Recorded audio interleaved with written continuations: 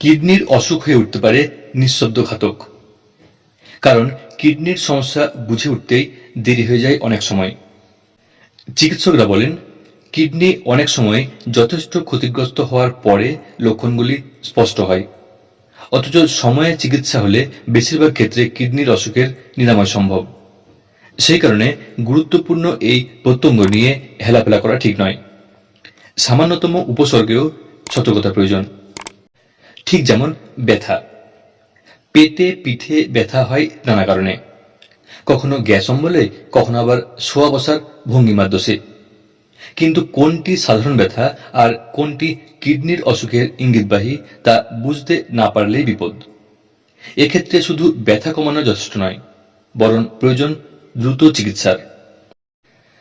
পুনের urologist Kshitij Raghuvanshi এক সাক্ষাৎকারে সতর্ক করেছেন, অনেক সময় কোমরের নিচের অংশে বা পিঠের দিকে ব্যথা লোকেরা পেশির টান, পেশির ব্যথা বলে ভুল করে ফেলেন।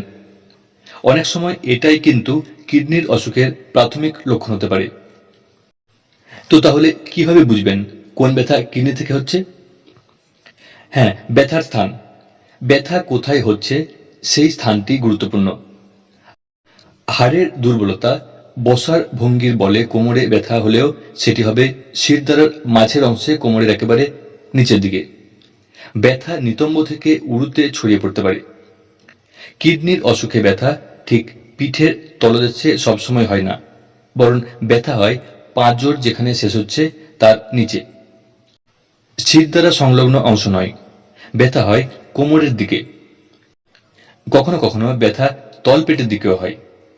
কোমর থেকে তলপেটের মাঝের অংশ বা তলপেটেও ব্যথা হতে পারে। ব্যথার ধরন, মাংসপেশিতে টান ধরলে বা বসার ভঙ্গিমায় ভুল হওয়ার ফলে ব্যথা হলে আরাম করে বসলে সেটি কমে যাবে। তাছাড়া বিশ্রাম নিলে কষ্টও কমবে। কিন্তু কিডনির ব্যথা শুরু হলে যেভাবেই শোয়া বসা হোক না কেন, কোনো ভঙ্গিতেই আরাম মিলবে না। শুয়ে থাকলেও এই ব্যথা কমবে না। ওষুধ প্রয়োগে সাময়িক আরাম মিলতে পারে। ব্যথার তীব্রতা, সাধারণ ব্যথায় মাংসপেশিতে ব্যথা হতে পারে। জোরে চাপ দিলে ব্যথা লাগবে। মাংসপেশি প্রসারিত হলেও যন্ত্রণা হবে। কিন্তু কিডনির অসুখে এমনটা হয় না।